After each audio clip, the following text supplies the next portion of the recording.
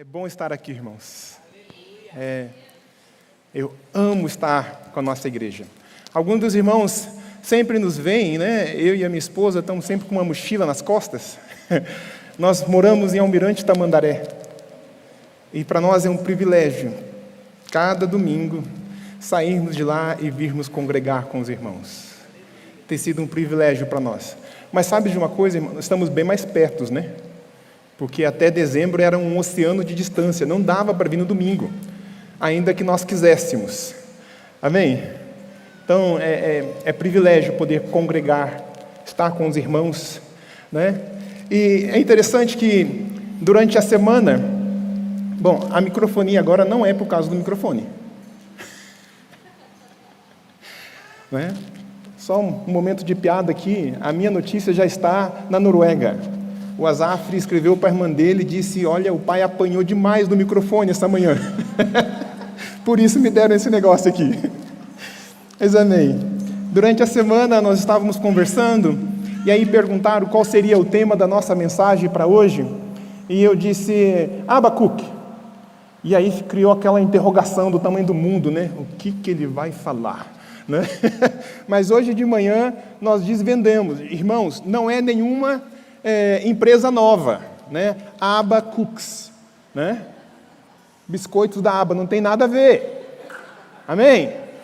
Mas fica a ideia, se você está pensando em abrir uma empresa aí, né? Eu acho que ele vai te ajudar bastante. Aba Cookies, ok? Abacuque é um profeta, né? E nós estávamos lembrando pela manhã, Abacuque está entre os profetas menores, né? E quando nós falamos de profetas menores, nós não estamos dizendo menor em tamanho de importância, né? Nós estamos dizendo que o conteúdo que ele expressou, a mensagem que ele trouxe, em termos de proporção de tamanho, é menor do que os profetas maiores, né? Mas não em termos de importância, né? E eu penso que o que tem cativado o meu coração nesses dias em meditar no livro de Abacuque, são 3 capítulos somente, tem a ver com a importância dele e talvez a maneira como eu e você podemos nos relacionar com esse homem chamado Abacuque, né? Ele então, quando nós dizemos que ele é um profeta menor, provavelmente entre os 12 está ali na 8ª posição, nós estamos dizendo de alguém que, primeiramente, ele foi enviado para a Babilônia no exílio. Glória a Deus por isso.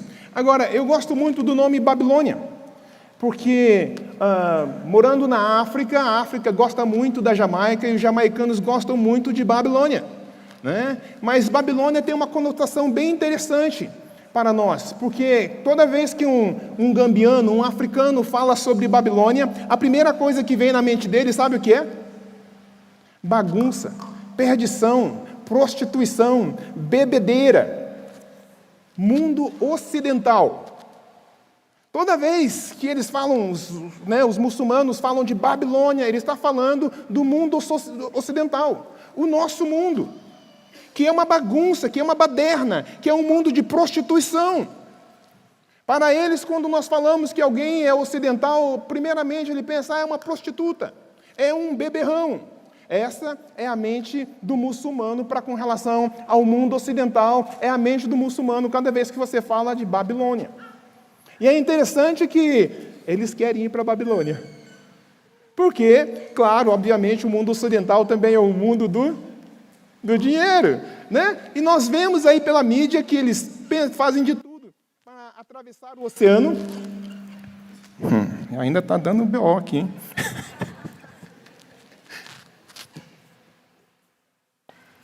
Ok? Né? Eles fazem de tudo para atravessar o oceano e ir para a Babilônia, ir para o mundo ocidental. Isso é interessante, irmãos. Esse profeta, ele estava exilado na Babilônia, ele estava ali com a sua família, e, irmãos, nós já sabemos do processo que foi para essas pessoas estarem ali na Babilônia, né? Eles não foram simplesmente pegar a sua mala e viajaram, eles foram desterrados, levados cativos. É uma experiência terrível, irmãos. E ali, nós sabemos também pela história que várias famílias estavam predestinadas a voltar para Jerusalém, para o seu templo de glória, e reconstruir Jerusalém. Nós sabemos que essas famílias foram listadas num livro, e isso é histórico. E é interessante que quando eu penso sobre Abacuque, eu penso da família dele retornando, então, para Jerusalém, com aquela expectativa: eu vou chegar lá, nós vamos encontrar o nosso lugar, o templo da adoração, aonde está a arca da aliança, que representa a própria presença de Deus no meio do povo. Eu penso, de anos e anos de exílio, e na expectativa de voltar. E quando eles chegam em Jerusalém, o que eles entendem, o que eles encontram é que o nome da família dele não estava listada. Eu acho que é um pouco frustrante quando você tem uma expectativa de estar na lista de convidados e de repente não está.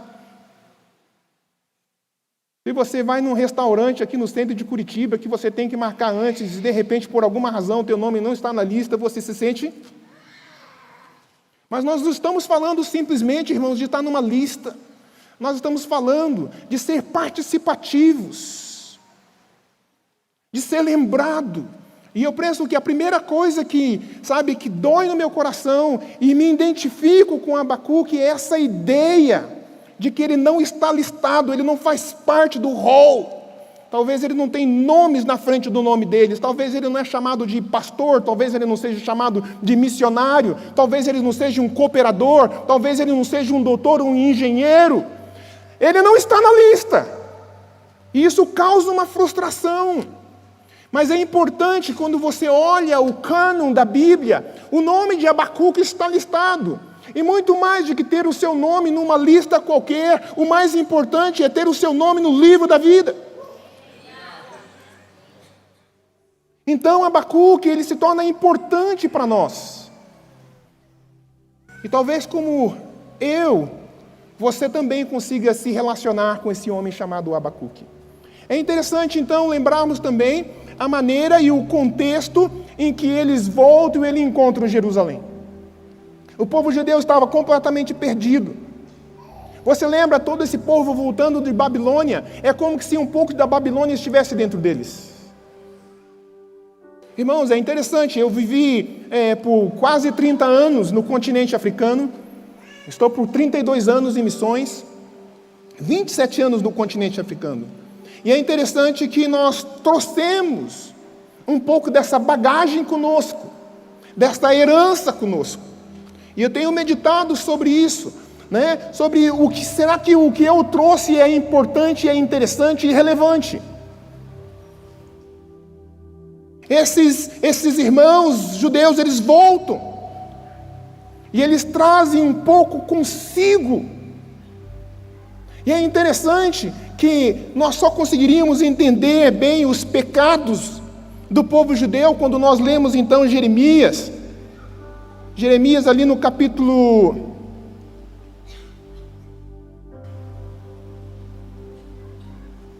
Já perdi ele aqui. 32, no capítulo 32, o versículo 27 em diante, nos fala sobre os pecados do povo judeu. E nós vemos ali que todo o capítulo 1, Abacuque está argumentando com Deus, por causa do povo e do pecado do povo. E ele sabia que Deus iria julgar o povo por essa razão. Porque a verdade é que eles eram judeus na mente, mas o coração deles era babilônico. E é interessante porque na nossa atualidade nós temos muita gente assim, cujo coração, a mente é cristã, ele conhece os versículos bíblicos, ele sabe o que está escrito ali, ele gosta de vir na igreja, ele brinca de dança profética, mas o coração dele é babilônico. Ele é crente no domingo, mas na segunda ele vai e a vida dele é completamente secular, como que se existisse alguma diferença entre sacro e secular. Ele é crente na mente, mas o coração é babilônico. Ele traz consigo os ídolos da Babilônia. É quando o paganismo entra na igreja. E sabe, irmãos, eu lembro que eu estava lá em Salvador, na Bahia, e eles estavam cantando uma musiquinha interessante. Não sei o que lá, não venceu a igreja. Não venceu a igreja, nada pode parar a igreja. Eu fiquei olhando assim, o paganismo entra na igreja e destrói a igreja. Ele entra e ele começa a destruir de dentro para fora. E sabe, irmãos, não tem nada mais de que Deus deteste do que dividir a sua glória, o seu amor e a sua paixão com qualquer outra coisa. Esse homem que não estava listado, ele começa a argumentar com Deus. E ali no capítulo 2, então, é interessante, porque Deus responde. É interessante, ele começa o segundo capítulo, diz: eu vou parar aqui, eu vou dar uma olhadinha, eu vou dar uma espiadinha para ver se Deus reage. Eu vou estar num lugar estratégico, numa torre de vigia. Eu quero ver se Deus responde. E Deus responde. E Ele traz 5 ais sobre os caldeus. Quem são os caldeus? É aquilo que nós detestamos. É o coração babilônico. Nós detestamos e ao mesmo tempo amamos. Nós queremos isso. Nós levantamos a mão e nós louvamos o Senhor, mas na segunda-feira o nosso coração está correndo atrás exatamente daquilo que nós detestamos. Os ais para os caldeus é os ais para a nossa vida. Mas o livro de Abacuque é também um livro cheio de esperança. E, irmãos, tem uma missiologia incrível. Então eu costumo chamar isso, do livro de esperança e missões. Já logo ali no capítulo 2, no versículo 14, a palavra de Deus nos diz que a terra se encherá do conhecimento do Senhor, como as águas cobrem o mar. Irmãos, você consegue visualizar isso? A terra se enchendo da glória do Senhor. Mas é interessante porque dentro desse contexto, quando nós voltamos ali no capítulo 4, e o versículo 4, e o versículo 4 é o tema central do livro de Abacuque. E nós deveríamos entender, porque de uma maneira leviana, muitas das vezes nós declaramos isso. 2:4. Eis que a sua alma está orgulhosa, a sua alma não é reta nele. Ele está falando de quem, irmãos? Daquilo que nós odiamos, que nós dizemos odiar, do ímpio, do mundano. E ele compara isso, irmãos. E aí ele diz: mas o justo. Ainda hoje à tarde, nós, numa visita ali na casa dos pais do Rony, nós comentávamos sobre isso, Irmãos, nós, os missionários, os jocumeiros, nós usamos muito esse jargão. Nós dizemos que nós vivemos pela fé. Irmãos, isso não é uma questão de pastor e missionário de viver pela fé. É o justo, irmão. O justo vive pela fé. Por quê? Irmãos, primeiramente porque está escrito em Hebreus que sem fé é impossível agradar a Deus. O justo vive da fé. Por quê? Porque sem fé... E por que, irmãos, que é impossível agradar a Deus sem fé? Irmãos, é impossível. E eu vejo muita gente correndo atrás do grande sonho, correndo atrás da felicidade. Isso não preenche o coração, irmãos. Romanos nos diz que tudo o que não provém de fé é pecado. É por isso que nós não temos escolha. Não é uma questão de escolha, não é uma questão de como você está posicionado, servindo, se como missionário, jocumeiro, se como pastor. Irmãos, o justo vive pela fé. Mas nós não podemos, não temos como auto nos declarar justos. Você não levanta de manhã e diz: eu sou justo, aleluia. Isso só acontece quando o Supremo Juiz decreta uma sentença sobre ti e diz: você está justificado. Irmãos, nós precisamos entender do poder do sangue de Cristo, que rasga a cédula que era contra mim e contra ti. E é Ele então que nos decreta justos, para vivermos uma vida de fé, de dependência de Deus. O justo viverá da fé.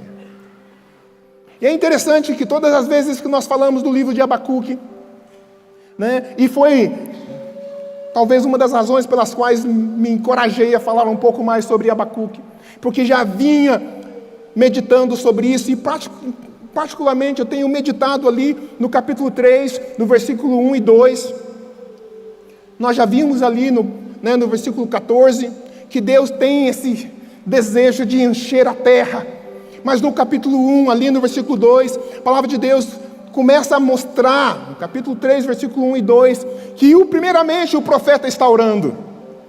Essa é a primeira parte interessante. O profeta está orando, é a oração, e a oração revela algo interessante, porque ele é também feita em forma de música.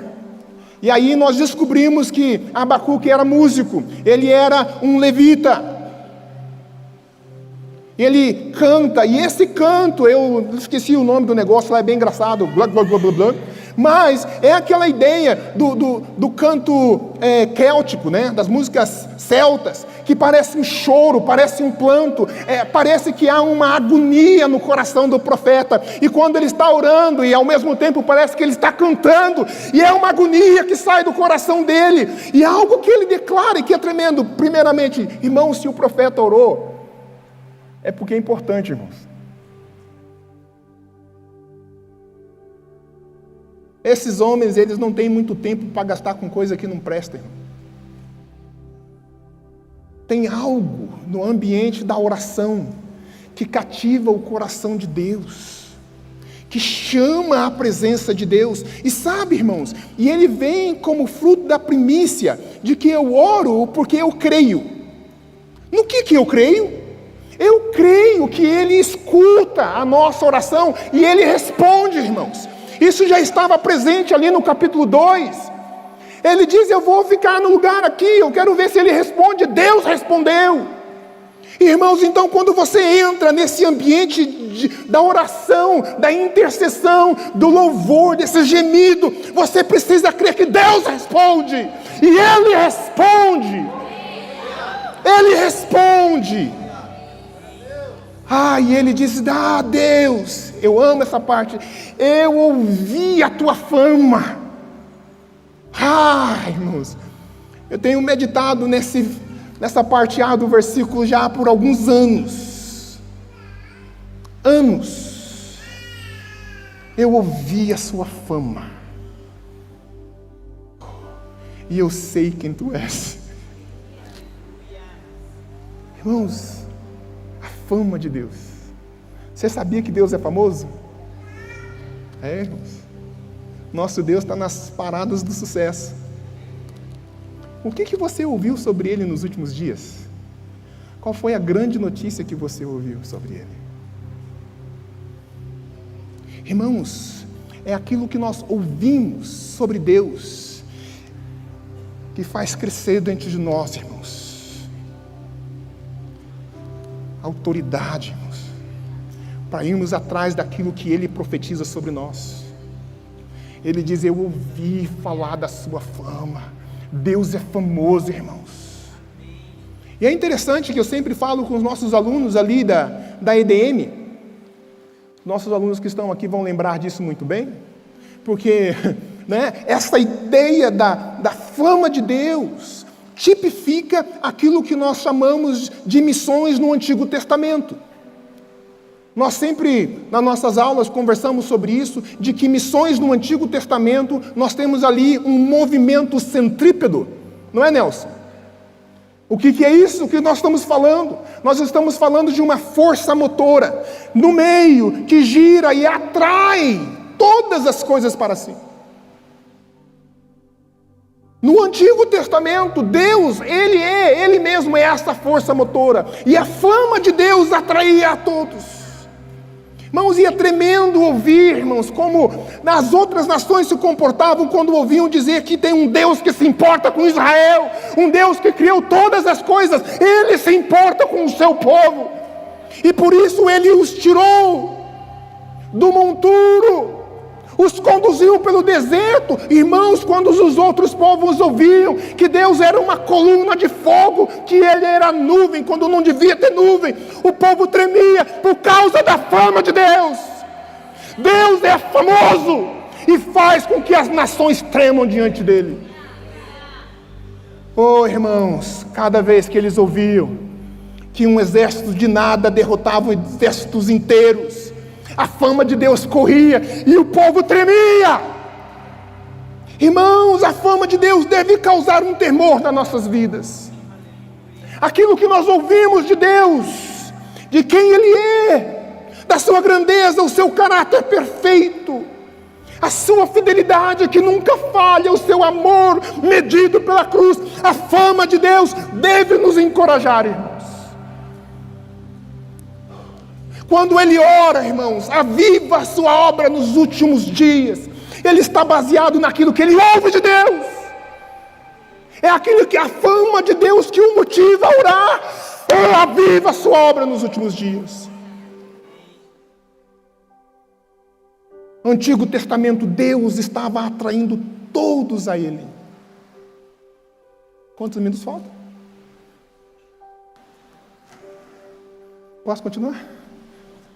Aleluia. Irmãos, quando nós chegamos ali, em Atos capítulo 1, no versículo 8, essa ideia de Deus atraindo a todos muda. E hoje pela manhã eu falei um negócio e eu vi alguns olhos olhando para mim, tipo, o que você está tentando dizer? Irmãos, Atos capítulo 1 fala sobre Pentecostes, não é verdade? E nós lemos e muitos de nós sabemos muito bem disso de cor. Antigo Testamento, o movimento é centrípedo. Mas quando nós chegamos ali em Atos capítulo 1, esse movimento se transforma naquilo que nós chamamos de movimento centrífugo. A diferença é que nós temos uma força motora no meio, os físicos estão aí de prontão, não é? E essa força não atrai, ela expele. A diferença entre o movimento centrípedo para o movimento centrífugo é que ele não atrai, ele expele. Pentecostes, o que é Pentecostes? Irmãos, Pentecostes era uma festa. Era simplesmente uma festa. Uma festa que acontecia todos os anos. Teólogos de plantão me digam, está certo sobre isso? Aleluia. Mas algo aconteceu naquele dia, irmãos, que diferenciou. Tudo mudou, glória a Deus. Tudo mudou, irmãos. É interessante porque ali o Espírito Santo de Deus veio sobre a igreja, porque Ele disse que nós deveríamos ficar até que do alto fôssemos revestidos. E agora, irmãos, Ele diz, não vem a mim, mas Ele diz, ide por todo mundo e pregai o Evangelho. Ele não mais está atraindo o povo, agora Ele está expelindo o povo. Vão e preguem o Evangelho. A fama de Deus precisa ser pregada até os confins da terra. Irmãos, existem muitas nações que nunca ouviram falar da fama de Deus. E eu e você somos responsáveis por isso. É isso o que motiva Abacuque a orar. De maneira ousada ele diz, aviva a tua obra nos últimos dias. Irmãos, semelhantemente aos dias de Abacuque, nós vivemos um tempo tremendo. Vocês sabiam que a maior igreja que nós temos hoje, a maior congregação que nós temos hoje, é a igreja dos desigrejados. Pastor Adilson nos lembrou essa manhã, 80% dos nossos jovens que vão para as universidades se desviam. E eu disse para ele depois: pastor, a sua estatística está pequena. 95% dos coreanos cristãos que vão para a universidade se desviam.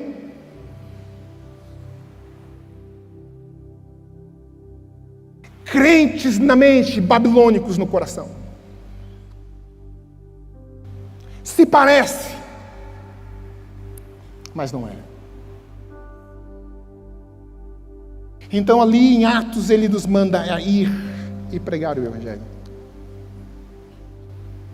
Irmãos, em 1761, um homem cheio do poder de Deus se levantou, William Carey. Ele é conhecido como o pai de missões modernas. E ele foi para as zonas costeiras da Índia, e ali ele pregou o Evangelho. Irmãos, tamanho a autoridade e o desenvolvimento do trabalho desse homem, contra tudo, contra todos, contra todas as possibilidades. 100 anos depois, 2 homens marcaram essa história, aquilo que nós chamamos da segunda onda missionária de missões modernas. Hudson Taylor e o C.T. Studd. Esses caras entenderam a voz de Deus. E eles invadiram os interiores. Os interiores da China. Os interiores da África. Em 1910, parte desse movimento de ir e fazer discípulos, a Assembleia de Deus entrou lá em Belém do Pará. Irmão, ainda hoje é difícil chegar lá, né? Nós temos irmãos aqui de Belém aqui? Levanta a mão. É longe, né, irmão? A Lorena está lá, né? É longe, irmão. Agora imagine em 1910. As malárias, glória a Deus. Mas irmãos, movidos pelo Espírito Santo, enganjados com a fama de Deus, eles se levantam no poder e na autoridade de Deus, e eles vão para os interiores, irmãos. Eu tive o prazer de conhecer um desses missionários ainda vivo, pregando lá na Tanzânia, Rudilá, um homem de Deus. Irmãos, essa foi a segunda onda missionária. A terceira onda missionária chega para nós nos nossos dias. 1974, através do Comitê de Lausanne, da reunião de Lausanne lá na Suíça. E eles começaram a trazer para nós algumas questões que são muito interessantes. Nomes que nós estamos usando nos nossos dias. Povos não alcançados, janela 10x40. Nós começamos a focar, não o geralzão, nós começamos a ser específicos. Escute isso, irmãos. Importante não é entender aonde nós estamos. Isso não revela o impacto do Evangelho. É importante para nós entendermos aonde nós não estamos. E aonde nós não estamos é gigante. E nós precisamos então pregar o Evangelho aonde tem a maior necessidade. Irmãos, existem povos inteiros que nunca ouviram falar do amor de Deus. Que nunca ouviram falar que o nosso Deus é famoso, que Ele faz, que Ele cura, que Ele transforma. 1974. Irmãos, você percebe que é para cada onda missionária, nós temos parece que um padrão de 100 anos. O que eu estou querendo dizer, irmãos? Nós estamos antecipando uma quarta onda missionária, um tempo estratégico de Deus, onde a fama de Deus começa a queimar nos nossos corações. Nós estamos muito próximos de um novo derramar da glória de Deus, onde Ele quer usar a cada um de nós com poder e autoridade. Então nós precisamos nos levantar. Irmãos, nós estamos num tempo muito estratégico de Deus. Algumas semanas atrás nós estávamos ali na missão e nós estávamos falando sobre as línguas orais da terra e todo um movimento para trazer a palavra de Deus para a oralidade. Irmãos, e dezenas de irmãos se levantaram e disseram: nós vamos para o Moçambique, nós vamos para o Moçambique. E de repente alguém se levantou: nós vamos levar uma escola de treinamento completamente oral para Guiné-Bissau. Irmãos, Deus está começando a ferver, porque Ele está antecipando um movimento gigante de missões no nosso tempo. E quem que vai fazer isso, irmãos? Aqueles que, como Abacuque, não estão listados. Porque para servir a Deus, irmãos, você não precisa ter uma nomenclatura antes do seu nome. Tudo que você precisa é amá-lo de todo o coração. Se apegue ao Senhor de todo o coração. Ame o Senhor, irmãos. Você não precisa estar em nenhuma lista. Você não precisa ser chamado de pastor, de missionário, irmãos. Para servir ao Senhor, você só precisa amá-lo de todo o coração. Você é capaz de não amar a si mesmo, se identificar com Jesus quando Ele diz: ninguém tem maior amor do que esse, do que aquele que dá a sua própria vida em resgate do outro. Abacuque traz para nós essas lições. Ele ora, porque ele ouviu falar que Deus é poderoso, irmãos. Sim, Ele vai julgar o pecado do povo, mas Ele também entende, irmãos, que o nosso Deus é misericordioso. Ele entende que o nosso Deus, Ele é tardio em irar-se. E por isso, o livro de Abacuque é cheio de misericórdia. De um Deus que ouve e um Deus que responde. Nós estamos muito próximo de uma quarta onda missionária. De homens e mulheres que se levantam no poder e na autoridade de Deus, para ir até os confins da terra e proclamar que o nosso Deus é famoso. Aqueles que não temem nem a morte. Irmãos, curve a sua cabeça.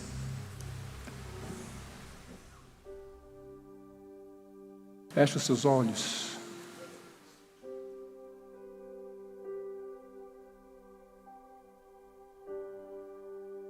Porque talvez, como eu, você também se identifique com Abacuque. Que em meio a uma geração perdida, ele argumenta com Deus.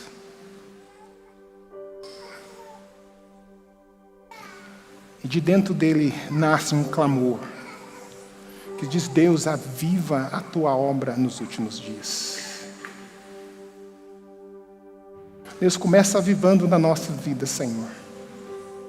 Começa avivando dentro do nosso coração. Irmãos, eu amo quando o pastor Adilson fala: a nossa igreja não é assim. E talvez você está aí no banco e diz: eu não sou assim, eu não sou assim, eu não sou assim. Mas se levante a partir da intimidade. A partir da intimidade, e comece a clamar: Deus, aviva a tua obra nos últimos dias. Deus, aviva a tua obra nos últimos dias, na minha vida, na nossa igreja. Aviva a tua obra, Senhor.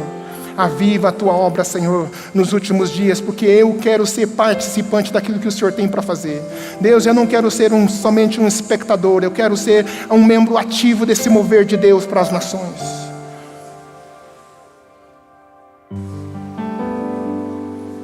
Irmãos, e as nações estão vindo até nós. As nações estão batendo na nossa porta, irmãos. Os quilombolas, os ciganos, os venezuelanos, os ricos, os surdos.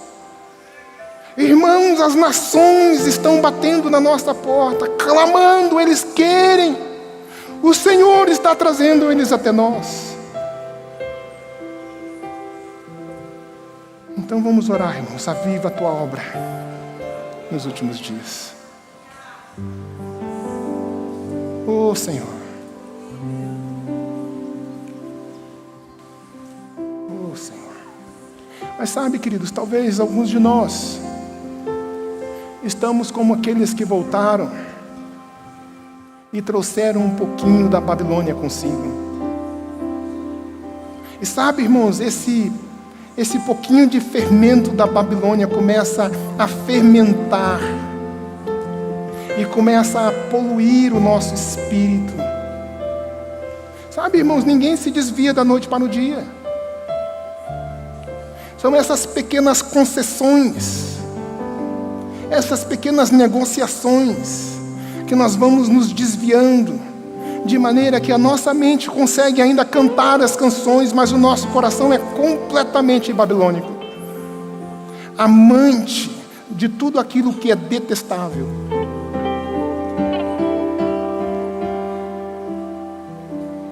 Mas nessa noite, dê um basta nisso. Diga ao Senhor: Senhor, eis-me aqui de novo. Deus, eu quero estar diante de Ti de novo, porque eu quero ser parte daqueles que clamam: aviva a Tua obra nos últimos dias. Nós vamos ficar de pé. Vamos ficar de pé.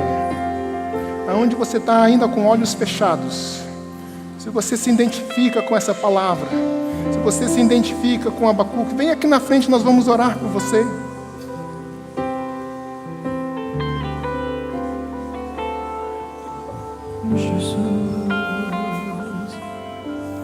Deus nos quer inteiros. Deus nos quer inteiros.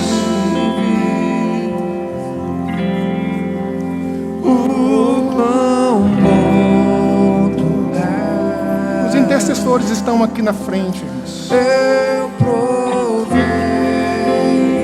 Deixa com que a água do Espírito lave a nossa alma, a fim de clamarmos ao Senhor. Eis-me aqui, Jesus, de novo. Pai, nós clamamos, Senhor. Oh, Senhor. Limpa a nossa mente, Deus. Deus, que o nosso coração seja somente seu. eu provei Aleluia. o quão bom tu és. Eis-me aqui, Jesus, de novo.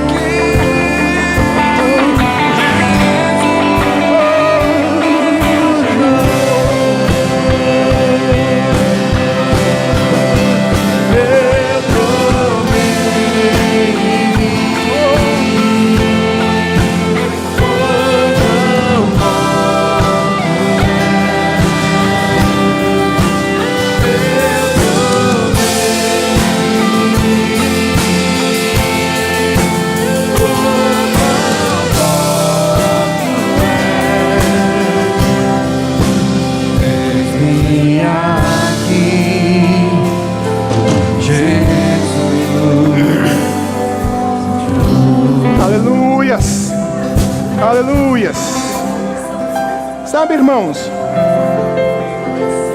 ainda hoje nós estávamos conversando sobre como os nossos cultos eram antigamente. E eu comecei a lembrar da minha própria experiência com Deus. Quando um dia eu cheguei na igreja e eu era somente um visitante. Não tinha tido uma experiência com Deus. E alguém fez um apelo para mim. Sabe, mas talvez você está aqui, você ouviu a mensagem e você diz, mas eu nem comecei a jornada ainda. Eu sou somente um visitante. E talvez você até diga, eu até gostei dessa igreja aí. Mas você ainda não teve uma experiência com Jesus, de dizer, Jesus, venha e governe a minha vida. Talvez você está nos visitando aqui nessa noite, mas você ainda não entregou a sua vida para Jesus. Eu queria te dar essa oportunidade nessa noite, tá? Sem constrangimento, sabe, querido? Porque entregar a sua vida para Jesus é o projeto mais fascinante de vida que qualquer um possa ter. Então, se você está nos visitando nessa noite e você gostaria de aceitar a Jesus, aonde você estiver, levanta a sua mão, porque eu gostaria de orar por você.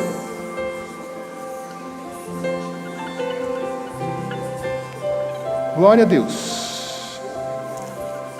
A minha expectativa é que todos nós sejamos membros, então. Glória a Deus. Amém.